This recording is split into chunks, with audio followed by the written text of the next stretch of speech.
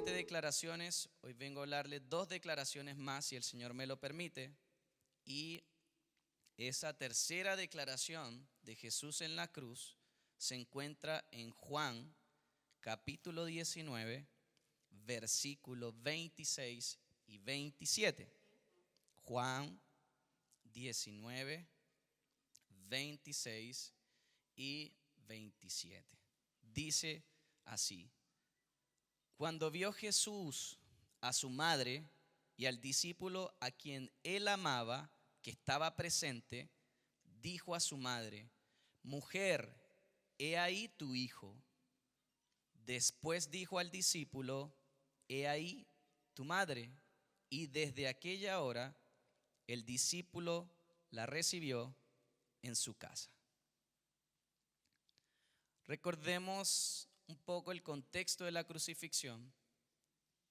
Recordemos que Jesús en ese momento se encontraba solo desde que él fue colocado en custodia, obviamente, de los romanos y de los sacerdotes principales en el monte del Getsemaní. Vemos que desde ese momento el Señor empieza todo el proceso de la crucifixión realmente estando solo. Eso lo vemos en Juan capítulo 16, versículo 32.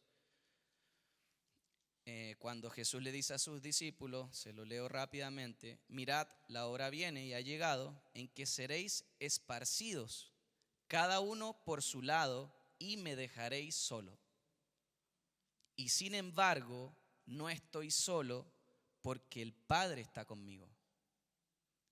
Jesús, a pesar de que fue abandonado por sus fieles seguidores, sus amigos más cercanos, los que pasó 3 años caminando en su ministerio terrenal, todos se desaparecieron.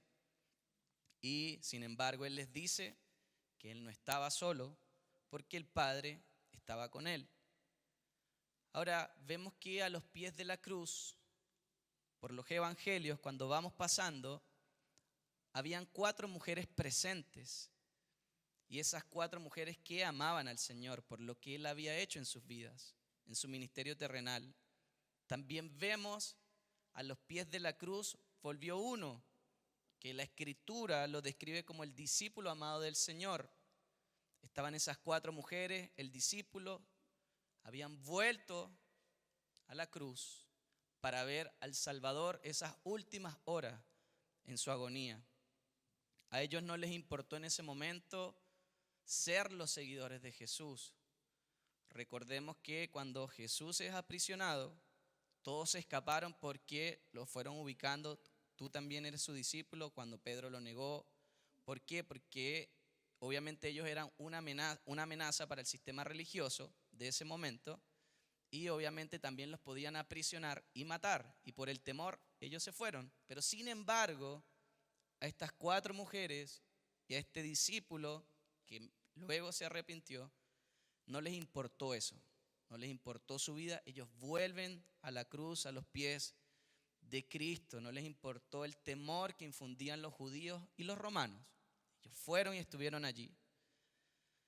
Vemos ahí en la descripción de esas mujeres, en pasajes paralelos, que resulta que era claro, las que estaban presentes era Salomé, la madre de Santiago y de Juan. Eso lo vemos en Marcos 15:40, que dice: también había algunas mujeres mirando de lejos, entre las cuales estaban María Magdalena, María, la madre de Jacobo, el menor, y de José, y Salomé. Vemos paralelamente en otro evangelio, en Mateo 27:56, también describe y dice: entre las cuales estaban María Magdalena, María, la madre de Jacobo y de José, y la madre de los hijos de Zebedeo, que era la misma Salomé. Esa es la descripción, nos está diciendo quiénes eran los que estaban presentes allí. María Magdalena era la mujer que había sido liberada de 7 demonios. Eso está en Marcos 16:9 y en Lucas 8:2. Era una mujer que había estado poseída mucho tiempo por espíritus inmundos, y el Señor, en su encuentro con ella, la libera de esa condición y fue una de las mujeres que le sirvió a Jesús en su ministerio terrenal. Esa era María Magdalena, esa mujer que no podía olvidarse de todo lo que su maestro había hecho por ella, sin señalarla obviamente, y por la misericordia del Señor, ella había sido rescatada. Otra de las mujeres que sale representada acá era María, la mujer de Cleofas, y no hay otra referencia en la Escritura con respecto a ella, pero sí menciona que estaba allí. Estaban esas mujeres, María Magdalena, Salomé, Cleofas, y había una cuarta mujer que finalmente es María, la madre de Jesús, viendo sufrir a su hijo en la cruz. Quizás en ese momento María no comprendía todo. Ella no dimensionaba la obra que se estaba gestando a través del sacrificio de su hijo, pero estaba el corazón de esa madre latente por su hijo a los pies de la cruz de una forma incondicional, y él fue crucificado porque para la ley judía él era un criminal, un blasfemo, alguien que se había levantado en contra de sus leyes, en contra de sus creencias. Para Roma también lo era, pero para su madre no era así. Para su madre era su hijo. Imagínese el dolor de esa mujer a los pies de la cruz. Yo no lo puedo dimensionar aún, pero las que son madres quizás puedan entender este dolor en su alma al ver a un hijo estando en sus últimas horas tratado como un criminal, crucificado, pasando la agonía, viéndolo sin poder hacer nada, cómo está poco a poco desvaneciéndose. Imagínense cómo estaba de turbada el alma de María, o lo que habrá pasado por la mente de esa mujer, todo lo que estaba experimentando en ese momento. Yo veo, y lo veo un poco con mi esposa, porque tenemos que cuidar a Martín, gracias a Dios por él.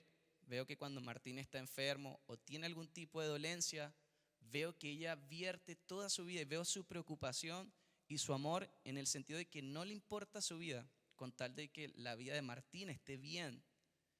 Y veo cuánto amor hay por una mujer hacia un niño que considera como su hijo. Lo veo también en Mari, que son con las que más me relaciono cercanamente, y veo cómo crían a Martín. Entonces eso me hace dimensionar un poco el sentir de María. Le digo esto para que usted pueda dimensionar un poco qué es lo que estaba pasando en el corazón de María en ese momento. Observamos lo siguiente en ese versículo.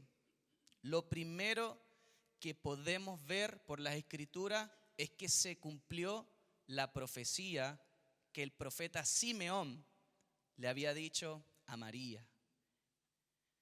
En esa profecía, él le dice que va a experimentar un amargo dolor, y eso lo vemos en Lucas capítulo 2, versículos 29 al 32.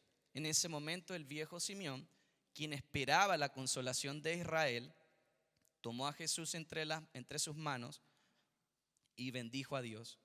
Recordemos que esto está pasando cuando Jesús nace, 8 días cuando lo llevan por la tradición de los judíos a la purificación del templo para hacer el rito de la purificación y presentar al hijo.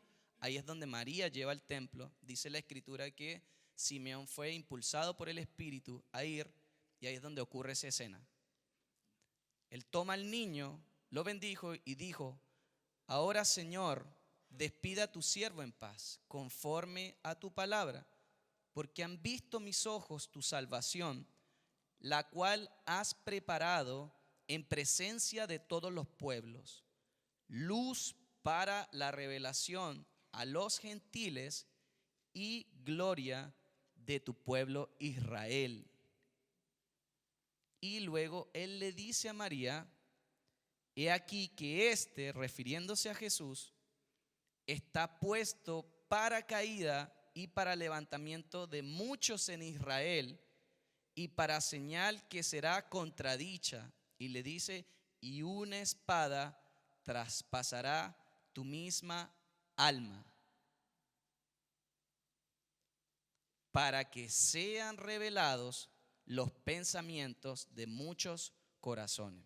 Ahí terminamos el versículo 35. Fíjese, él le dijo, y una espada traspasará tu misma alma.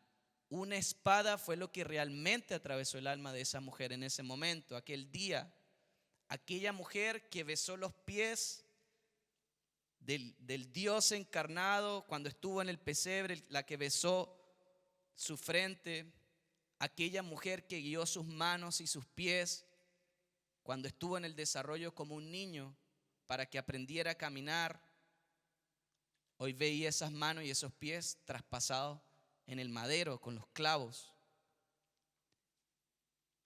¿Qué duelo habrá sentido María?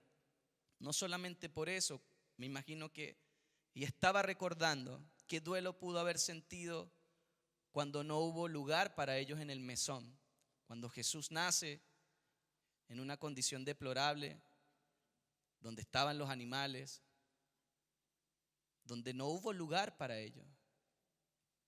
¿Cómo se habrá sentido el corazón de María en ese momento? ¿Qué angustia sintió porque tuvo que dar a luz a su hijo en un pesebre, en esas condiciones? Luego, ¿qué temor habrá sentido María cuando supo que Herodes quiso matar a todos los niños de esa época? ¿Qué angustia sintió esa mujer en el corazón?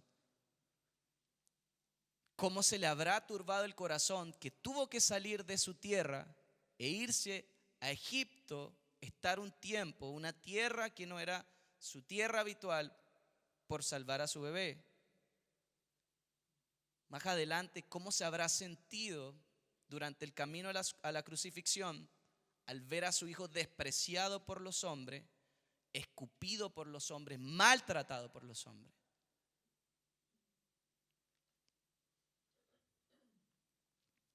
¿Quién puede estimar el dolor que esa mujer sentía a los pies de la cruz? Como expresa el pastor reformado Arthur Pink, él dice, si Cristo fue el varón de dolores, seguramente María fue la hembra en quebranto, por todo lo que estaba aconteciendo. A pesar de todo esto, vemos una mujer que no mostró debilidad femenina. Vemos una María donde no expresa llantos, gemidos, gritos. Ella está en silencio a los pies de la cruz. Incluso no se desmayó. Con tanta agonía, con tanta turbación que tenía su alma, no se desmayó. Ninguno de los 4 evangelios registra una palabra que haya salido de la boca en ese momento de sufrimiento. Parece ser en silencio su actitud y fortaleza ahí pasando esa agonía, y lo que nos muestra es una valentía tan impactante. Póngase en esos zapatos en ese momento. Trasládese a la historia, las madres que pueden verlo un poco mejor. Qué valentía tan impactante de esta mujer que reprime su dolor, reprime su tristeza y sigue a los pies de Cristo. Vemos que es solamente la gracia de Dios sosteniendo la vida de María en uno de los procesos de aflicción más dolorosos, que no solo se registran en la historia, en la escritura, lo que le tocó experimentar a esta mujer. Es solo la gracia de Dios lo que sostiene la vida de esta mujer. Y se cumplió la profecía de Simeón. Esa espada traspasó su alma. Lo estaba experimentando María. Lo segundo que podemos ver en este versículo es el cuidado filial que tuvo Jesús por María, cumpliendo el honra padre y madre. Mientras las mujeres estaban llorando obviamente a su Salvador, el Señor encomienda a su madre con su discípulo. Mujer, he ahí tu hijo, he ahí tu madre. Jesús en ese momento estaba librando la mayor de las batallas cósmicas. Imagínense, la obra consumada de la cruz. Lo vamos a ver un poco más adelante, pero todo lo que Jesús en ese momento estaba experimentando en su condición de hombre, porque recordemos que eran dos naturalezas. Él era Dios, el Dios encarnado, pero también tenía una naturaleza como hombre. Él estaba sintiendo y padeciendo, tal cual, en esa agonía, en ese momento, él estaba batallando esa lucha y él sabía que tenía que cumplir el propósito del Padre, que era redimir a la humanidad. Y sin embargo, vemos que Jesús no piensa en él, en lo que él está experimentando, sino que piensa en su madre y consideró la soledad que esta mujer le tocaría vivir. Él no dijo, bueno, yo estoy librando esta batalla, que ella resuelva. Ella queda acá, ella verá cómo hace. No, Jesús, estando en las últimas horas, está batallando contra el pecado, está siendo el sustituto, el sacrificio perfecto, lacerado, desangrándose, produciendo asfixia a su cuerpo. Imagínense toda esta agonía, y aún así él piensa la soledad que su madre va a experimentar. El pensamiento de Jesús es ese. Él no piensa en sus necesidades. Y gracias al Señor que no es como nosotros. Porque aún en un momento tan perturbador y de tanta aflicción, es difícil pensar en la necesidad de otro.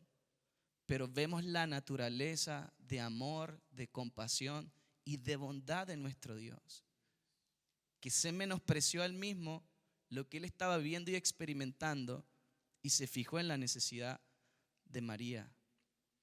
Él estaba en su mente pensando en suplir para los demás, no solamente a través del sacrificio perfecto, sino obviamente para María. Aún así, antes de expulsar ese aliento de vida, no se olvida de su responsabilidad terrenal. Cada uno de los 10 mandamientos se manifiestan perfectamente cumplidos en la persona de Cristo. El único que cumplió la ley en su perfección fue Cristo. El único hombre que caminó y que cumplió a la perfección fue Cristo. Esas palabras están en Éxodo 20:12 y se repiten en el Nuevo Testamento, en Efesios capítulo 6, versículos 1 y 3, que dice: hijos, obedeced en el Señor a vuestros padres, porque esto es justo. Honra a tu padre y a tu madre, que es el primer mandamiento con promesa, para que te vaya bien y seas de larga vida sobre la tierra. Jesús en los últimos momentos de su vida cumpliendo este mandamiento, cumpliendo la ley en su perfección. Ahora, vemos que ese mandamiento que dice que los hijos honren a sus padres y a sus madres va mucho más allá de una simple obediencia. Esto incluye el amor, el afecto, la gratitud y el respeto. Cuando escuchamos este versículo, es común que pensemos en nuestra mente occidental que esto solamente se aplica para los niños y para los jóvenes. Y no es así. Este mandamiento no se rompe con la edad. Recuerde esas 4 palabras, incluye amor, afecto, gratitud y respeto. Este mandamiento no se rompe con la edad y Jesús es el ejemplo de ello. Él nos los muestra en la cruz. Durante su niñez, él estuvo sujeto a sus padres, a la autoridad de ambos, a la autoridad de José, a la autoridad de María, y vemos ese ejemplo hermoso en las Escrituras, en Lucas 2:48, cuando Jesús se perdió. Llevaban la caravana, ese es el contexto, y no sabían dónde estaba Jesús, y ellos tienen que regresar a Jerusalén, sus padres, porque habían pasado 3 días y no sabían dónde estaba él. Y cuando su madre lo encuentra, le dice en ese versículo, Lucas 2:48, hijo, ¿por qué nos has hecho así? he aquí tu padre y yo te hemos buscado con angustia. Cualquier madre diría eso, si un hijo se le extravía 3 días de camino. Algunas dijeron, amén. Otras dijeron, gloria a Dios. El Señor conoce los corazones. Vemos que Jesús ahí no reprocha a sus padres. Si observamos bien el énfasis adecuado con el que Jesús responde, Él le dijo, en los negocios de mi Padre me es necesario estar. Es una frase muy común que hemos escuchado, que Él responde. Esa respuesta de Jesús no fue de forma grosera. Él lo que le estaba diciendo a María era, madre, lo único que me puede detener a mí son las cosas de Dios. Fue como en esa expresión. Entonces, ahí dice la palabra, y descendió con ellos y volvió a Nazaret y estaba sujetos a ellos. Lucas 2:51. Ahí es como vemos cómo él siendo niño estuvo en plena obediencia a sus padres. Es el claro ejemplo. Ahora, ¿cómo nosotros hoy en día estamos honrando a nuestros padres? Cuando hablo que no es solamente, no tiene que estar en nuestro concepto, que es solamente para los niños o para los jóvenes. Hablo para todos los presentes en esta sala. ¿Cómo estamos honrando a nuestros padres? ¿Cuál es la relación que hoy tenemos con ellos? Porque el mandamiento es honra padre y madre. La palabra no dice, si ellos son buenos, hónralos. Si son malos, no los honres. No, eso no dice la palabra. La palabra dice honren, es un mandamiento. Hay un imperativo allí. Proverbios 1:8 dice, oye, hijo mío, la instrucción de tu padre y no desprecies la dirección de tu madre. Proverbios 22:23 también dice, oye a tu padre, aquel que te engendró, y cuando tu madre envejeciere, no la menosprecies. Fíjense qué hermoso lo que este versículo nos habla. Y cuando tu madre envejeciere, no la menosprecies. Esto es muy común verlo fuera. De estas 4 paredes, es muy común verlo afuera. Con la gente con la que yo me relaciono diariamente, he visto el tipo de relación como tienen con sus padres. Y que mientras los hijos más edad tienen, van en contra de lo que establece este versículo. Veo que son hijos que menosprecian a sus padres. Hablar de sus padres es una burla. Hablar de sus padres es un pesar. Y los vemos así. Y escucho expresiones y digo, si es el hijo, aquellos que se dieron para formarlo, y vemos esa reacción en sus corazones hacia ellos.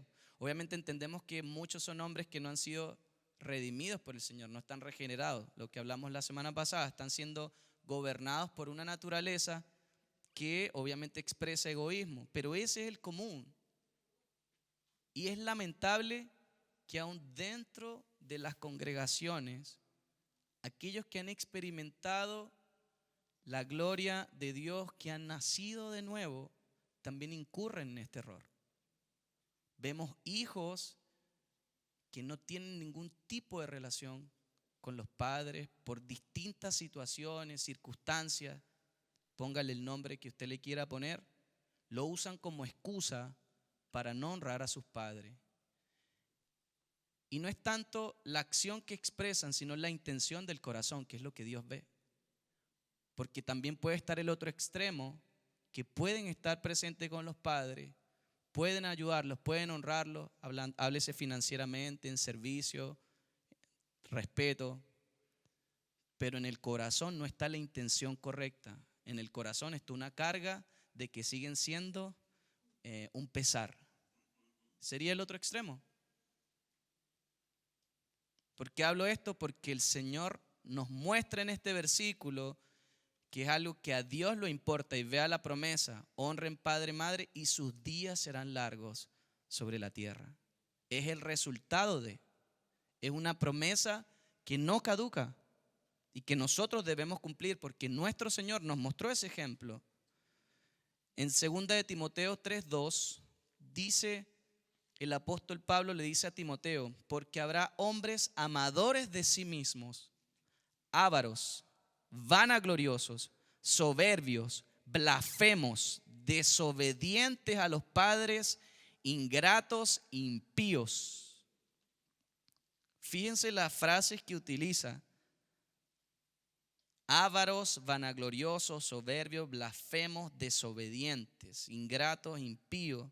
El apóstol le estaba describiendo acá a Timoteo cómo era el comportamiento de los hombres sin Dios, obviamente en los postreros días.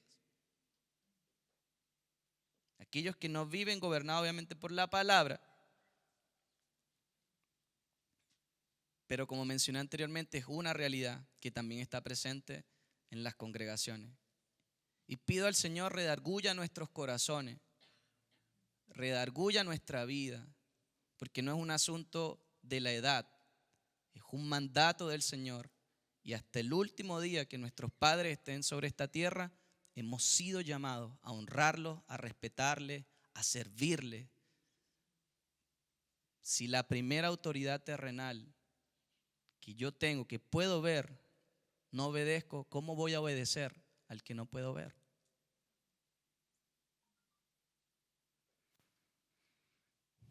Es así como Cristo muestra sus años de obediencia a María y a José. A pesar de que era adulto, esos años no se terminaron, no se acabaron, no se acabó la honra. En los últimos momentos de esa vida que colgaba en el madero, él pensó en la necesidad de María y le dio una provisión para el futuro.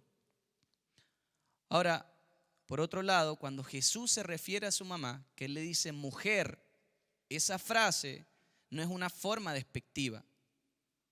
Nuestra mente occidental piensa eso. Mujer piensa como que es un trato despectivo y no era así. Para los judíos no es así. Si hay una palabra que se asemeje a esto, en el griego esta palabra se traduce como guinai. No sé si está bien dicho, hay que estudiar griego. Y esta palabra significa señora. Esta palabra a mí me hace ruido. Culturalmente, lo digo, quizás muchos no sepan, yo vengo de Venezuela, ya tengo 6 años en Chile, pero cuando a nosotros nos criaron, éramos 4 hermanos, culturalmente los padres enseñan a responderle a los padres con esa expresión, Señor. Mi mamá me llamaba y yo tenía que responder, sí, Señor. Y no era porque había una separación entre la relación filial que yo tenía con mi mamá. Georgina la conoce muy bien, sabe de qué estoy hablando. Quizás me está viendo por cámara, estoy metiendo las manos en fuego. Y de esa forma, ella nos enseñó que era el respeto a la autoridad. Y fíjese que si yo no hacía algo, obviamente venía la corrección, pero existía ese trato hacia ella.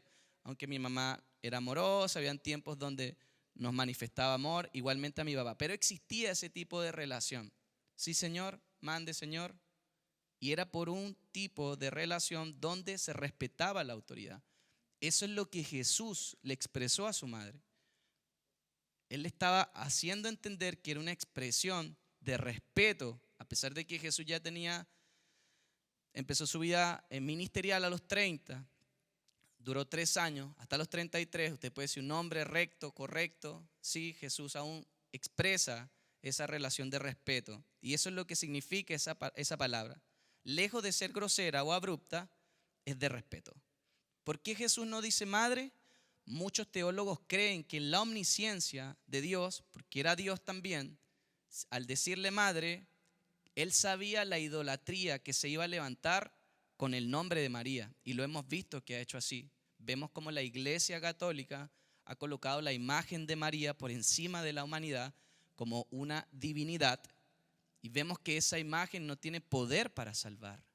Solamente fue un medio en el propósito de Dios por el cual Dios Hijo se encarna y se manifiesta.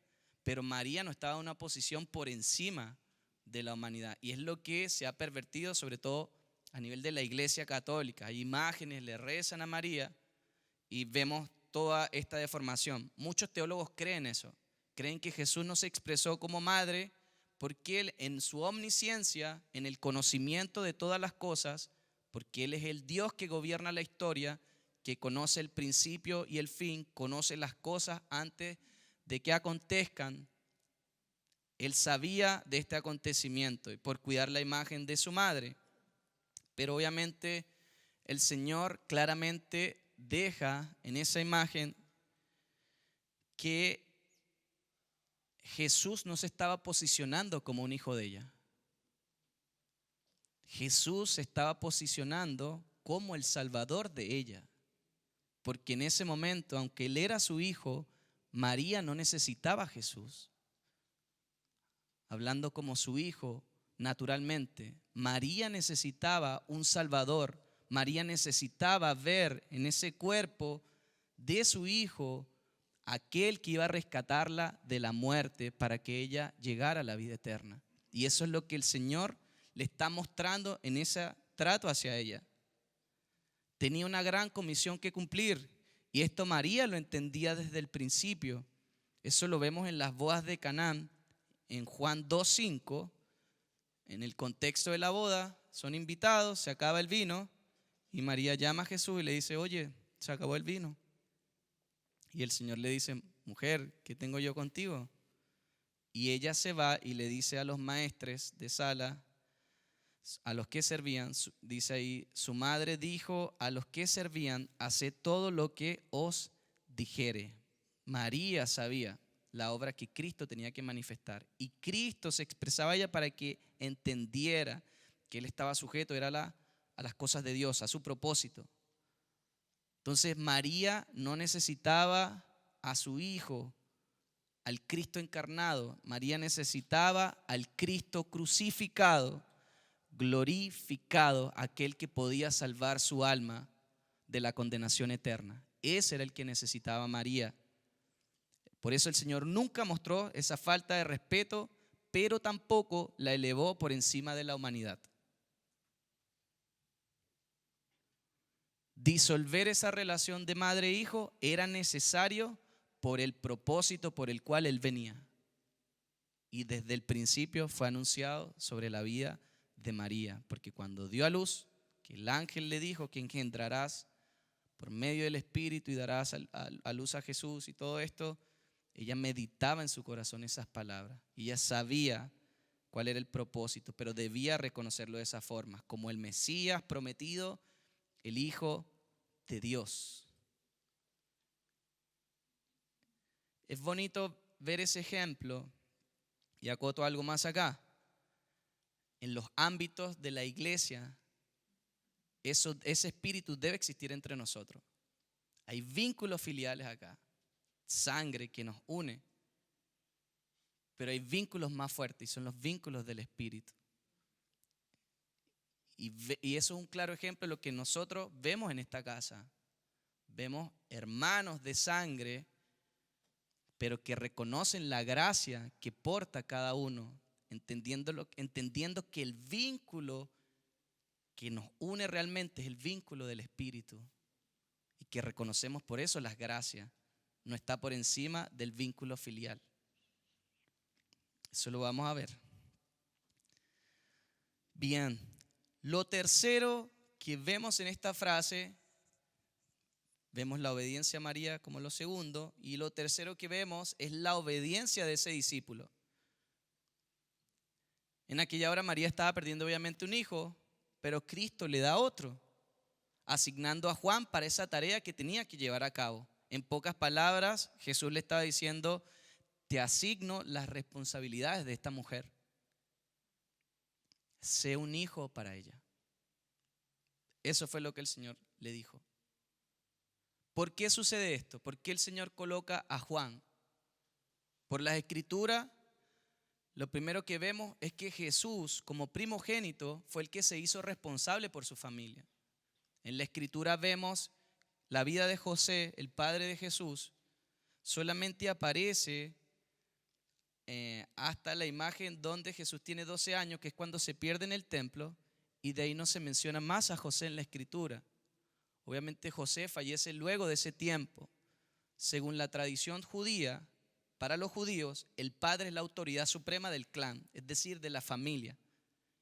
El padre es el que gobierna sobre la madre, los hijos, los nietos, todo.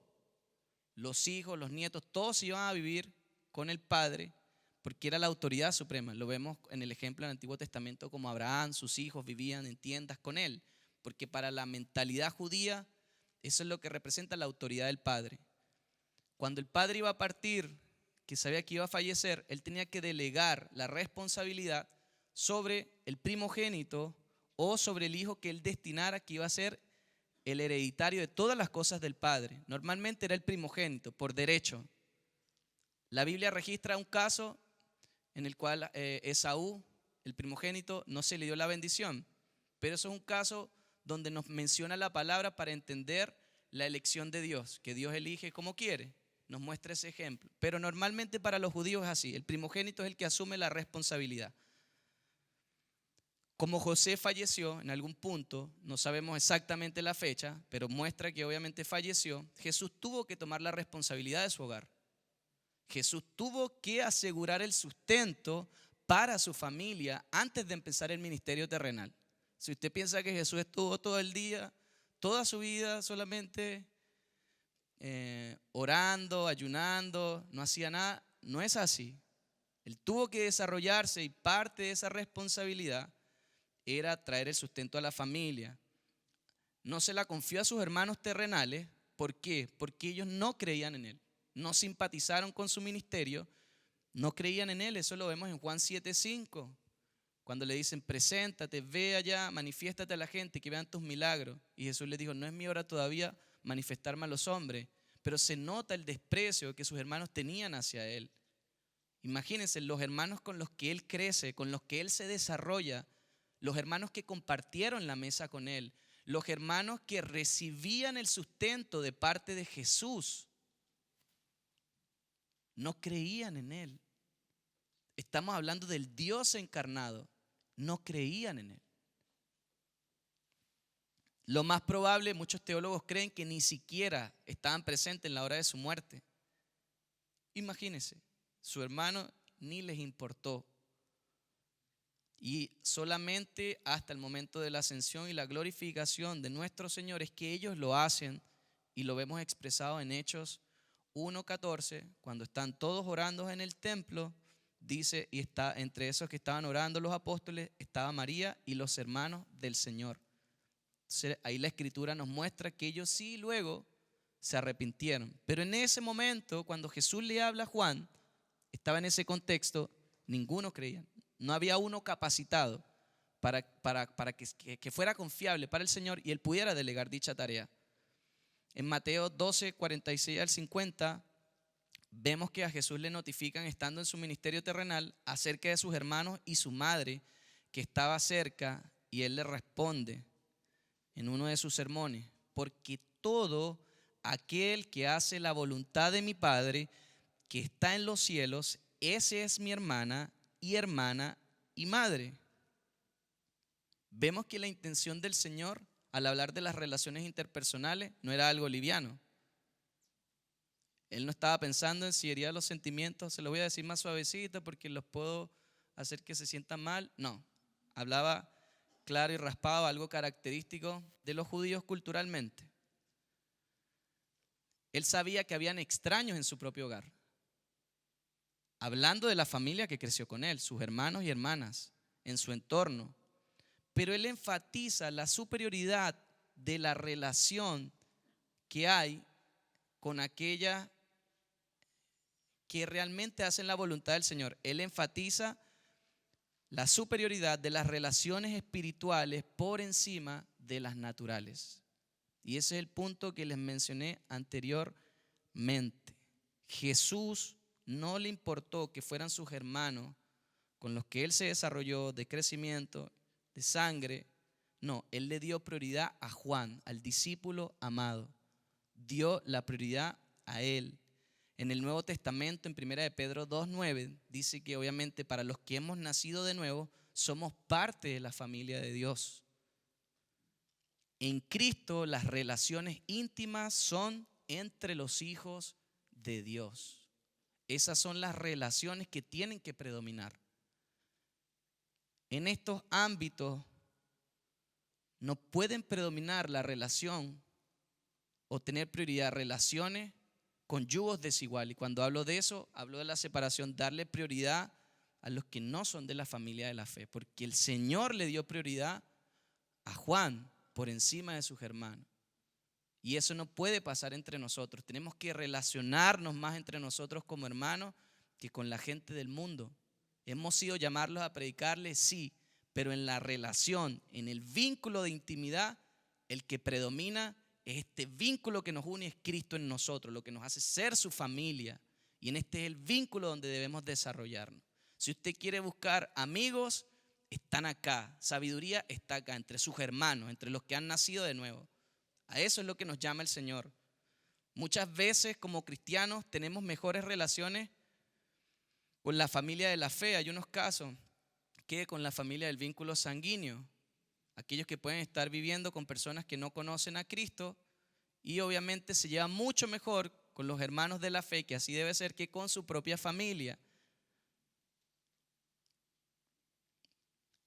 Entonces, por eso es que fue dejada la asignación sobre Juan. Y porque Juan ahí muestra también el apego que tuvo a Cristo, su fe y su confianza en Él. Se había dicho que si alguien quería ser discípulo de Cristo, debía negarse a sí mismo, tomar su cruz y seguirle. Eso está en Marcos 8:34. A pesar de esta prueba que estaba experimentando el Señor, ese discípulo no retrocedió, volvió. Y así como la Biblia dice que el alma de Jonatán estaba ligada al alma de David, así el alma de Juan estaba ligada al alma del Señor. Fíjese la relación que había entre Jesús y Juan. Cuando Jesús va a ser aprisionado en el Getsemaní, Él no llamó a todos los discípulos. Él llamó solamente a 3. A Pedro, a Juan, Santiago. 3 discípulos. Él no llamó a los 12. Y a esos 3 discípulos es lo que él les dice a ellos: estoy en un momento de agonía.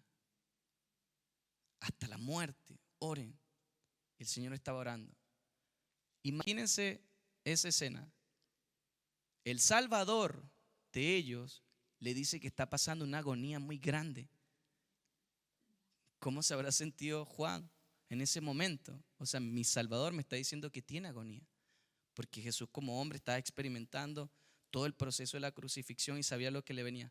El punto es el siguiente: vea la relación íntima que existían entre ellos, entre ese vínculo donde la relación espiritual está por encima de la natural, y cómo el Señor le confiesa algo que es de sumamente importancia, cómo se estaba sintiendo. Vemos esa relación que tenía el Señor con él, que era una relación muy íntima, un vínculo fuerte.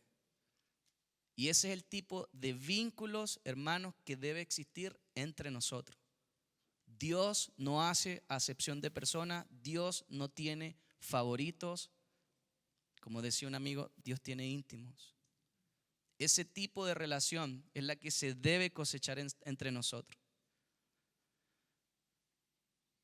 Yo estoy tratando de aprenderme los nombres de todos mis hermanos. Porque debería ser así, es lo normal en nosotros. Hermano, usted quiere ir a mi casa, no tiene que pedir permiso, no tiene que llamarme para decirme que vaya. Vaya. Aunque sea pan y tecito va a encontrar, pero vaya. Nuestras relaciones tienen que ser así. En eso, como iglesia, todavía estamos al debe. Necesitamos salir de ese protocolo que tenemos y vivir. Esta es la vida del Espíritu. Esto debe ser natural entre nosotros, estos vínculos.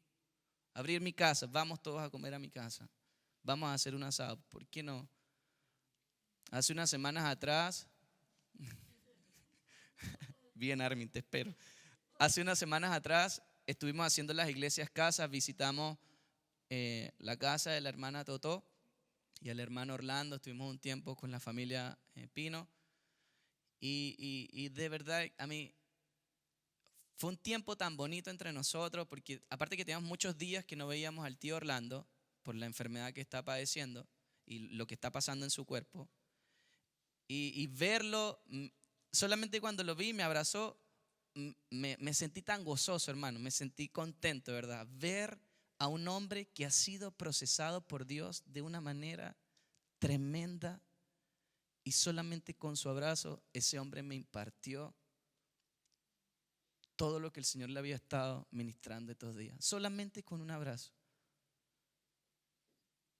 Y llegamos como a las 6 de la tarde y nos fuimos casi a las 12.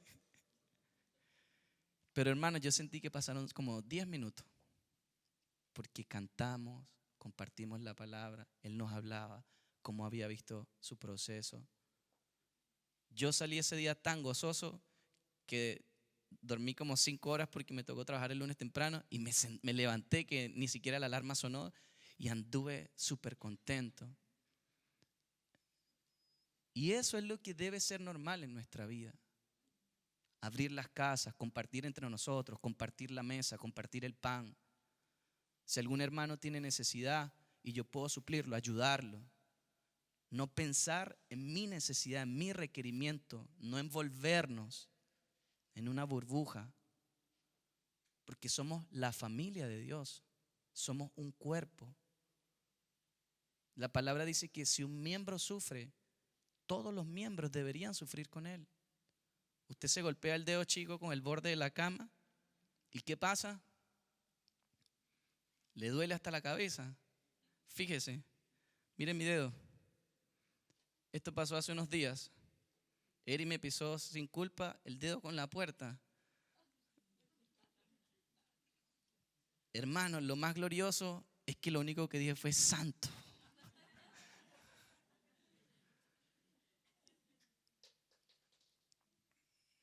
Fue sin culpa. Me dolió mucho y hermano, yo sentía que hasta tenía 2 corazones. Uno en el pecho y uno en el dedo. De verdad.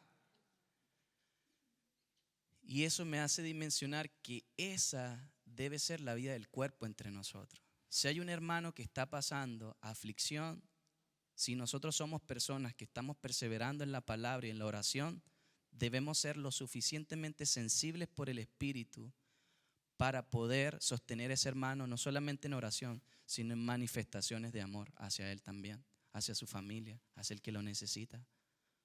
Es el tipo de relación que debe existir entre nosotros. Es el llamado que el Señor nos hace, porque somos la familia de Dios. Diga conmigo, somos la familia de Dios.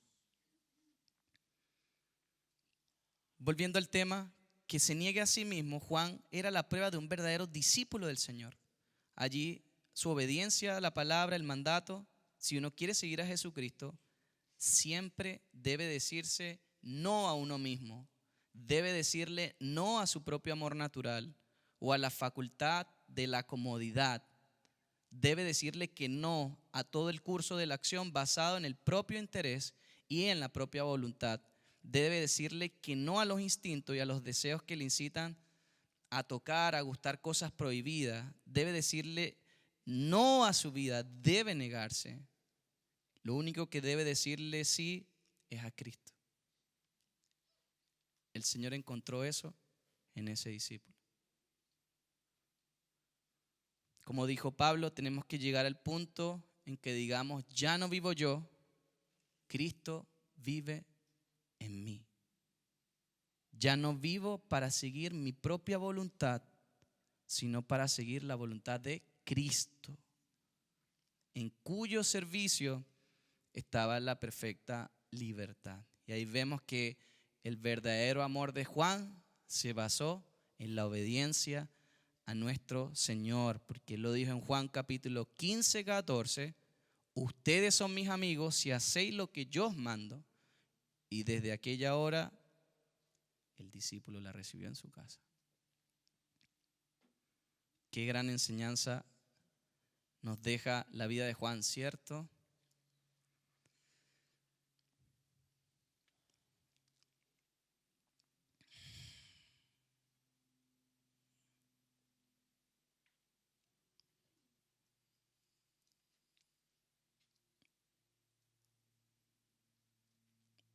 Hermanos, les voy a hacer una pregunta con todo respeto. ¿Quién me regala 5 minutos más? Levante su mano. Ya, bien, ¿puedo seguir predicando, apóstol? Gracias. Vamos a entrar ahora a la cuarta declaración. Ya la tercera declaración deja claro nuestro Señor lo importante que es honrar a nuestros padres, lo importante de la relación entre nosotros, la relación espiritual es lo que predomina, y vemos por qué el Señor obviamente dispensó esa responsabilidad sobre el apóstol Juan. Ahora vamos a entrar a esa cuarta declaración de Jesús en la cruz, y esta es la palabra de angustia. Esta palabra es el clímax de la crucifixión. Esa palabra se encuentra en Mateo 27, 46. Búsquela conmigo. Mateo 27, 46 dice: cerca de la hora novena, Jesús clamó a gran voz diciendo: Elí, Elí, lama sabactaní. Esto es: Dios mío, ¿por qué me has desamparado? Dios mío, ¿por qué me has desamparado? En el desarrollo de esta escena, lo llevo a contexto. Recuerde que nosotros vamos viendo la frase, pero esto va aconteciendo en distintos tiempos. Por eso el versículo nos dice que era cerca de la hora novena. Nos está diciendo, uno lo ve que pasa rápido, pero realmente Jesús ya llevaba horas crucificado en agonía. Y ese evangelio de Mateo nos dice que mientras Jesús estaba colgado en la cruz, una oscuridad cubrió toda la tierra durante 3 horas. Eso está en Mateo 27, 45. Dice que esa extraña oscuridad se instaló en todo el mundo entero, ocultando el sol hasta que no se pudo ver nada más. Se apoderó esa oscuridad. La hora novena es desde las 12 del mediodía hasta las 3 de la tarde. Vemos que todo el orden de lo creado fue afectado por este evento cósmico, porque aquí es donde está el clímax de la crucifixión. Era como que si toda la creación se estaba inclinando hacia el Creador. La oscuridad que cubre la tierra ese día no es explicada como un evento sobrenatural, en el sentido de que no es un eclipse. ¿Por qué? Porque era la Pascua y no es posible que haya un eclipse cuando no hay luna llena. Tampoco se trataba de una tormenta de arena, ni nada que indique este tipo de fenómeno que era normal en Jerusalén en ese tiempo, o Judea, porque no hay registro de ello. Entonces la única conclusión que llegamos es que Dios fue la causa.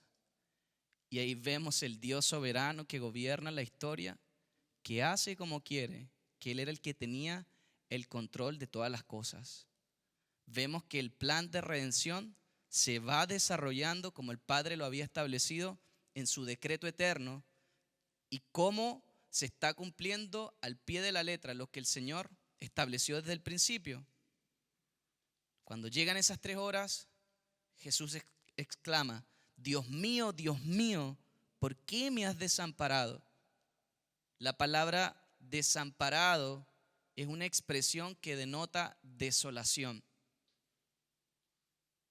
Eso es lo que denota esta expresión, es una desolación personal. Era lo que estaba Jesús padeciendo en ese momento como hombre. Esa frase Elí está en hebreo y el resto de la frase es arameo. Muchos confundieron ese día cuando Jesús, los versículos dicen que algunos pensaban que estaba llamando a Elías, porque las escrituras decían que Elías vendría, y como no reconocieron a Juan el Bautista, él decía: mire, están llamando a Elías o está llamando a su Dios. Eso es lo que estaba pasando ahí en la cruz. Pero ¿qué es lo que realmente estaba pasando en la mente del Señor? Él estaba orando el Salmo 22. Busquen el Salmo 22, hermanos. Ese salmo dice: En la Reina Valera del 60, el texto o el título dice: un grito de angustia y un canto de alabanza. En ese momento Jesús lo primero que dice es: Dios mío, ¿por qué me has desamparado? Es el versículo número 1 del Salmo 22. Estás lejos de mi queja, de mis gritos y mis gemidos. Y continúa el Salmo: clamo de día, Dios mío, no me respondes, también de noche y no haces caso. El Salmo 22 no es un salmo amargo ni desalentador, por el contrario, es una confianza plena en Dios. Se ha titulado incluso este salmo La oración de un justo que sufre. Es un salmo de David y es una de las oraciones más esperanzadoras que vemos en las Escrituras. Vemos que este salmo va mucho más allá de los sentimientos de David. Muchos creen que David habló este salmo mientras sufría la persecución por Saúl, por el reino de Israel, cuando lo quería obviamente matar. Pero este salmo, la riqueza que vemos es que establece los paralelos con la muerte de nuestro Señor. Realmente este salmo nos está mostrando, nos describe cómo se va a ir desarrollando el proceso de la crucifixión. Y yo les voy a citar 6 de ellos. El primero es que vemos el clamor de la muerte de Cristo, ese clamor, esa oración con la que Él inicia. El versículo 1, ¿por qué me has desamparado? El segundo, vemos a los burladores alrededor de la cruz, aquellos que lo blasfemaron. Eso lo vemos en el versículo 7, que dice: todos los que me ven me escarnecen, estiran la boca, menean la cabeza, diciendo. Lo vemos en el versículo 8, se encomendó a Jehová, líbrele él, sálvele, puesto que en él se complacía. En el versículo 12 y 13, que dicen: me han rodeado muchos toros, fuertes toros de Basán me han cercado, abrieron sobre mí su boca como león rapaz y rugiente. El tercer punto que vemos en el desarrollo de este acontecimiento es la tortura de la crucifixión. Eso está en el versículo 16, que dice: porque perros me han rodeado, me han cercado cuadrilla de malignos, horadaron mis manos y mis pies. El cuarto punto que vemos es el cuerpo lacerado y paliado del Señor.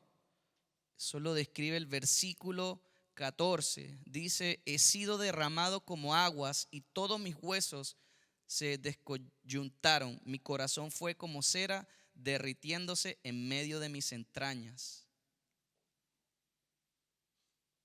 El quinto punto que vemos es la lengua y labios secos para producir la sed. De ahí surge otra declaración que vamos a ver la semana que viene, si Dios lo permite. Eso está en el versículo 15, dice: como un tiesto se secó mi vigor y mi lengua se pegó a mi paladar y me has puesto en el polvo de la muerte. Y el sexto punto, es el reparto de las ropas del Señor. Eso está en el versículo 18, repartieron entre sí mis vestidos y sobre mi ropa echaron suertes. Vemos que lo que parecía ser el Salmo de David es una descripción exacta del proceso de la crucifixión. Vemos paso a paso lo que Cristo iba a padecer en la cruz, y ahí vemos cómo otra profecía se cumple, lo que establece la palabra. Seguimos viendo la veracidad y la inefabilidad de la palabra de Dios. Amados, la palabra de Dios es la verdad. Lo voy a seguir diciendo. No hay otra verdad que la palabra de Dios.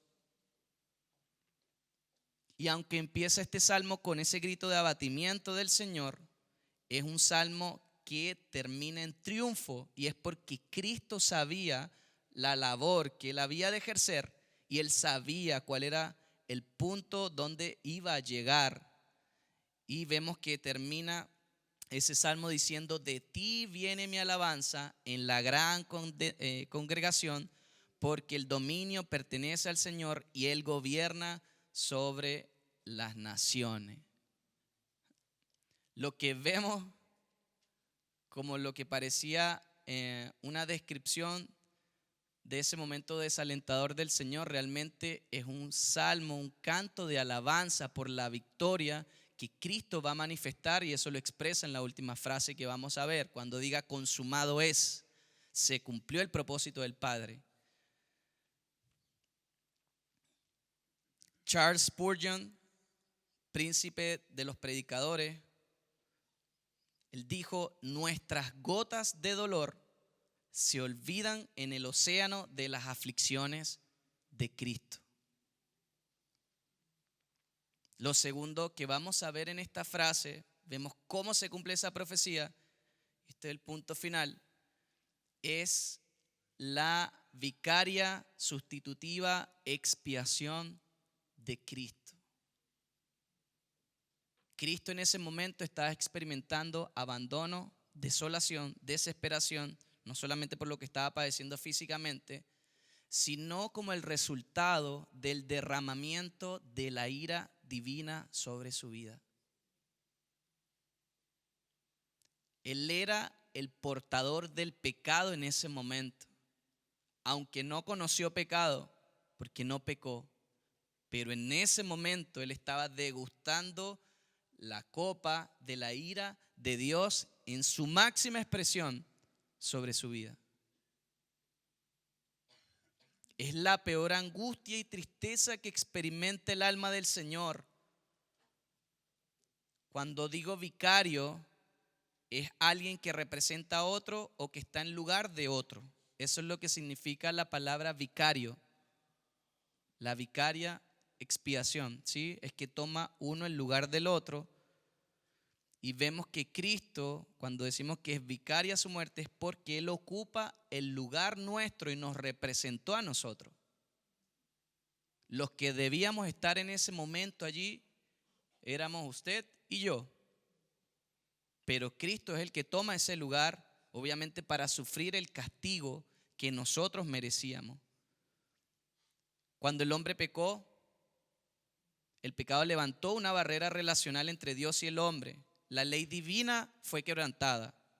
El hombre incurrió en culpa, por lo tanto se requiere que alguien pague esa pena que obviamente quedó, esa deuda que quedó. La santidad de Dios obviamente se vio ofendida porque el hombre transgrede su ley y por tanto provocó que la ira de Dios se encendiera contra él. Eso es lo que había pasado por nuestro primer representante Adán cuando el pecado ingresó sobre la humanidad. Esto dejó al hombre separado de Dios, la comunión rota, y obviamente marca la hostilidad entre la relación que existía en el principio, que era perfecta, entre Dios. El hombre es esclavo del pecado y de la muerte. Por eso es que Dios envía a Cristo a pagar esa deuda como sustituto. Y en ese momento de la cruz, obviamente Cristo tenía esa posición, ¿sí? Él estaba siendo el vicario, aquel que tomó el lugar por el otro. Ahora, vemos que no era necesario que Dios salvara a los seres humanos. ¿Por qué Dios quisiera esto?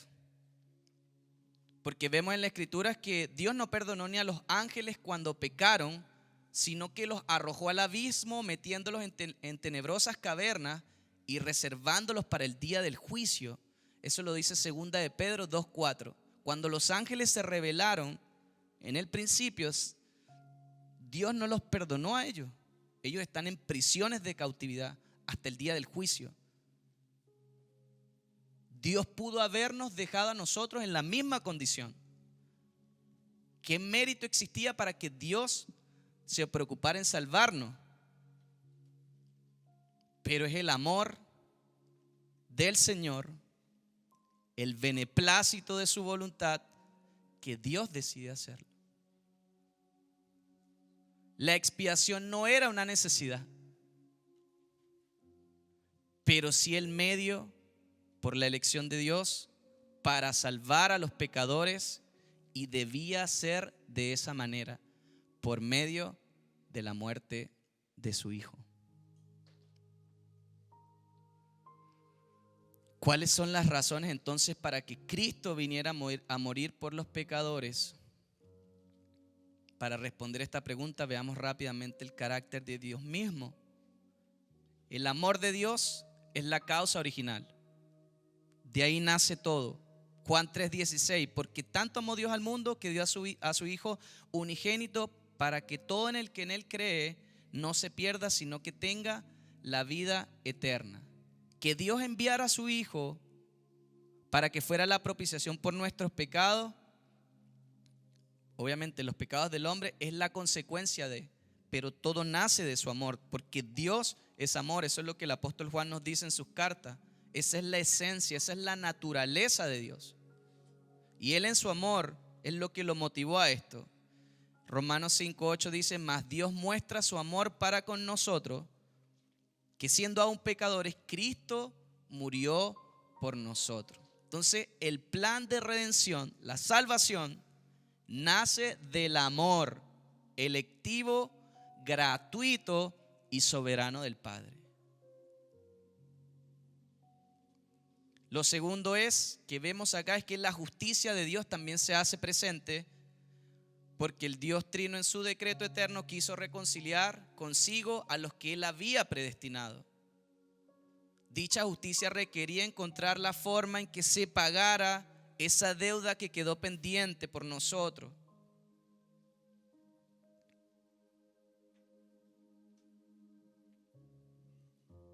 Y no era solamente Cristo pagar la deuda, sino que al hablar de justicia, también era necesario que Cristo viviera conforme a la ley.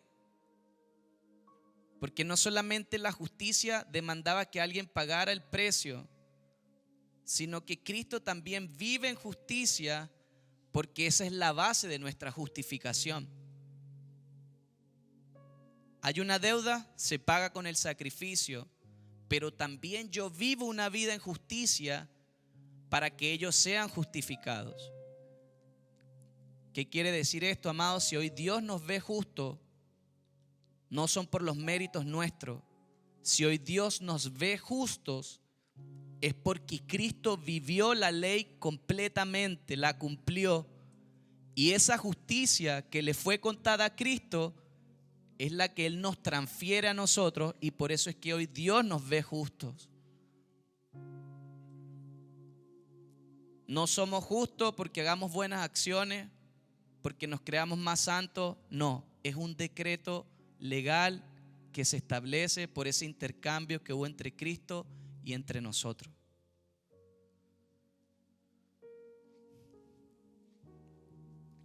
Vemos también a través de esta petición hecha por Jesús 3 puntos. El dolor de cargar con el pecado. Jesús era perfectamente santo. Aunque era hombre, era Dios, y en su santidad Él aborrecía el pecado. No es compatible en su santidad con el pecado. Y en ese momento Él se estaba tomando la copa de la ira de Dios, porque todo el pecado de la humanidad reposó sobre Él. Y cuando hablo del pecado de la humanidad, no hablo del pecado de todos, porque si no la salvación fuera universal. El pecado de aquellos que Dios en su soberana voluntad eligió y predestinó para ser salvos. Estaba ahí Cristo pagando eso. Su alma se rebelaba contra el pecado, le creaba esa sensación que le repugnaba en el centro de su ser, porque lo que más aborrece Dios es el pecado. Las escrituras dicen con frecuencia que Cristo cargó con nuestros pecados. Isaías 53:6, el Señor hizo recaer sobre Él la iniquidad de todos nosotros y cargó con el pecado de muchos. El pecado de muchos, no de todos, de muchos. Esos muchos son los que han sido predestinados por Él, los que Él determinó en su propósito eterno salvar. Pablo declara en 2 Corintios 5:21, al que no conoció pecado, por nosotros lo hizo pecado para que nosotros fuésemos hechos justicia de Dios en Él. Entonces el Padre, el que carga los pecados en la vida de Cristo, y esos pecados obviamente son los que el Señor le imputa, Y no quiere decir que Dios se los da porque Cristo los cumplió, los cometió, sino porque hay ese intercambio y hay esa reacción obviamente del Señor de rechazo. Por eso el Señor clama, gime en ese momento. Lo segundo que vemos es el abandono, aparte del dolor físico que Cristo experimentó y el dolor del pecado de la humanidad, se agrava su dolor porque tuvo que enfrentarlo solo. El Señor tuvo una comunión perfecta, eterna con el Padre, la Trinidad perfecta desde siempre, desde la eternidad. El único momento donde se corta esa relación con el Padre es en ese momento, porque como todo el pecado estaba sobre la vida de Cristo, el Padre no puede habitar donde hay pecado. Y la comunión perfecta que la segunda persona de la Trinidad ha tenido eternamente con el Padre se interrumpe. Y ese es el mayor dolor de Cristo, romper esa comunión perfecta con el Padre. Él sabía que Dios Padre no lo iba a dejar, iba a cumplir su propósito en él. Pero vemos la relación íntima que el Señor tenía con el Padre. Momentos de oración, cuando lo presenta en su vida ministerial. Este es mi Hijo amado en quien mi alma tiene complacencia. Y esa comunión perfecta se rompe allí. Algunos teólogos han creído que cuando Jesús estuvo en el Getsemaní, orando esos momentos de agonía, más allá del proceso de la crucifixión, lo que más le dolía a Cristo era la interrupción de esa comunión perfecta con el Padre. Porque fue el momento donde Él se sintió desolado, se sintió solo. Y por eso el Señor ruega. Aunque vemos la deserción de los amigos del Señor, que lo dejaron solo, lo abandonaron los discípulos con los más íntimos. Vemos cómo los hombres lo rechazaron. Vemos cómo Roma lo laceró. Todo el mal que pudo haber sufrido, eso no le afectó tanto al Señor como verse abandonado por su Padre celestial. Y eso lo dice Habacuc 1:13. Son tan puros tus ojos que no pueden ver el mal. Y lo tercero que vemos es que Jesús carga con la ira de Dios. El Señor del universo derramó su furia de su ira sobre Jesús. Es decir, Jesús se convirtió en el objeto de intenso odio por el pecado. Toda la ira que Dios había acumulado contra el pecado y que necesitaba ser saciada por su justicia, eso vemos que tenía que saciarse, porque Él mismo declara que no dejará al culpable sin castigo. Eso lo dijo el Señor en Éxodo 34:7. Y cada pizca que merecía el pecador elegido, toda esa ira se recargó sobre nuestro sustituto. Todos los dolores, los tormentos eternos del infierno, todo se recargó completamente sobre la vida de nuestro Señor. Romanos 3:25 nos dice: Dios ofreció a Cristo como propiciación, palabra que significa sacrificio, que carga con la ira de Dios hasta el final, y que al hacerse cambia en favor la ira de Dios contra nosotros. Ninguna experiencia humana nos puede dar una analogía de lo que significa lidiar con la ira. Quizás algunos hemos enfrentado la ira de nuestros padres. La de mi madre era bien fuerte, la de mi esposa a veces. Quizás hemos experimentado la ira de un jefe, de un amigo, pero nunca se va a dimensionar a lo que era la ira de Dios. Por mucho que lo tratemos de pensar, no lo vamos a dimensionar. Cuando eso pasa, cuando tenemos ese tipo de situaciones, nos sentimos aplastados, perturbados por la otra personalidad que nos deja llenos de insatisfacción en nuestro ser cuando recibimos ese tipo de circunstancia. Pero imagínese ahora Jesús, donde toda la ira del Dios infinito estaba recayendo sobre su vida. La palabra dice en Hebreos 10:31, horrenda cosa es caer en las manos del Dios vivo.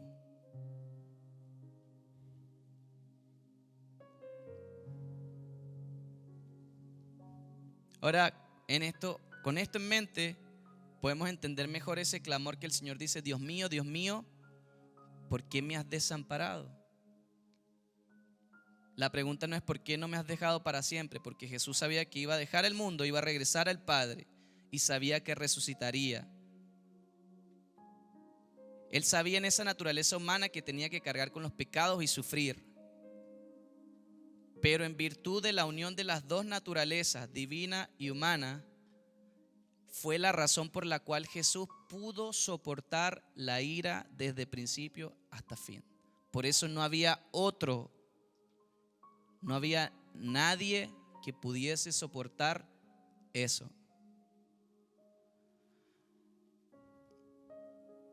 Algo que quiero que quede en su cabeza: cuando el pueblo de Israel, Dios se manifestó a Moisés, dice que cuando Dios les hablaba, temblaron los montes. Y eso estremeció tanto al pueblo de Israel que tuvieron temor. Ellos le piden a Moisés: habla tú con el Señor. Pero ellos sintieron temor por ese evento, que tembló la tierra. Y eso era una manifestación de la santidad del Señor. Él es eternamente infinito. Imagínese dimensionar la ira de Dios. Nos lo habló nuestro pastor Misael hace unas semanas atrás. Si se nos revelara la ira de Dios, correríamos.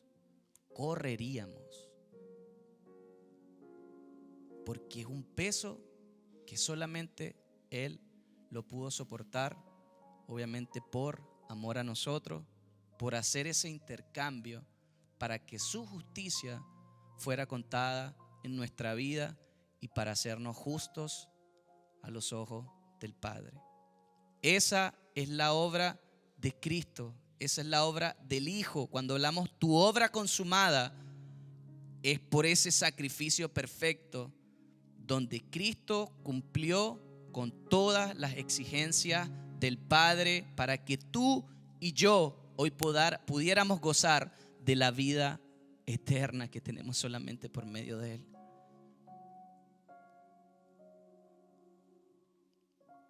Esto debe producir un agradecimiento en nosotros, hermanos.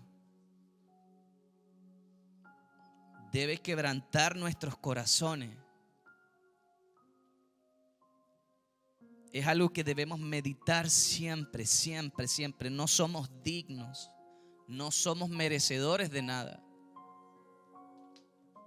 Si algo hay en nosotros, es solamente gracia y bondad de nuestro Señor. Y esa obra gloriosa es lo que nos abrió la puerta para que pudiésemos experimentar la realidad, la vida del Hijo en nosotros. Charles Spurgeon, con esto cierro, dijo: la moralidad puede mantenerte fuera de la cárcel, pero solo la obra de Cristo puede mantenerte fuera del infierno. Las buenas acciones no pueden salvarnos. Solamente la obra de Cristo. La puerta de la gracia sigue abierta para muchos hoy, y el día de la salvación puede ser hoy.